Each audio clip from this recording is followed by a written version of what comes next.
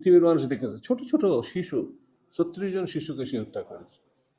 36 জন। ভাবা যায়? শেখ হাসিনা তার দুটি সন্তান, দুটি চোর, নিজে চোর। তার বোন শেখ রেহানা, তার 3 সন্তান, 3টি চোর। মানে আমাদের যদি বিদেশের জিজ্ঞেস করে তুমি কোন জাতি, আমরা যদি বাংলাদেশি, শেখ হাসিনার জাতি, তাহলে খাইছে। ভালোভাবে দেখবো না তো।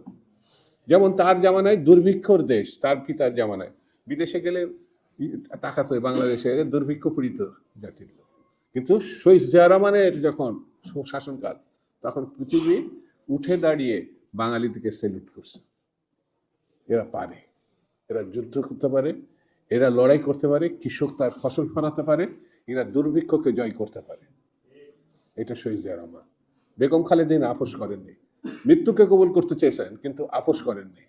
তিনি 9 বছর লড়াই করে স্বৈরাচার এরশাদকে পতন ঘটিয়েছিলেন। আমরা তখন ছাত্র ছিলাম, এখানে বোধহয় ওই বয়সে আমার বয়সে যারা আছে তারা তখন সবাই রাস্তায় বেগম জিয়ার সঙ্গে ছিলেন।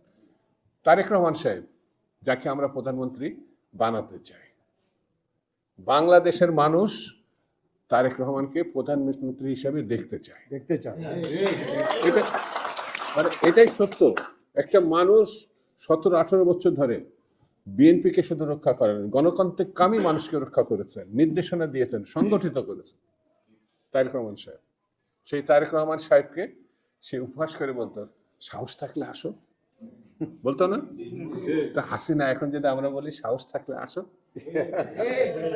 ওবায়দুল কাদের সাহেব বলছিল কি, টেমস নদীতে পাশে বসে থেকে বিপ্লব করা যায় না। ওবায়দুল কাদের সাহেব আপনি কই কই?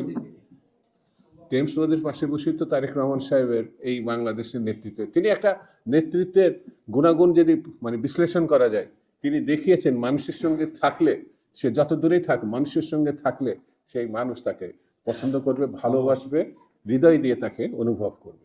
তারেক রহমানের ক্ষেত্রে সেটা আমাদের। সেই জন্যে আজকে আমি আর বক্তৃতা করি না, নামাজের দিন। বন্ধুরা, আজকে যে আয়োজন জনাব কোকোর জন্য, নির্বাচন নিয়ে রাজনৈতিক মহলে নানান আলোচনা সমালোচনা হচ্ছে, সেই ব্যাপারে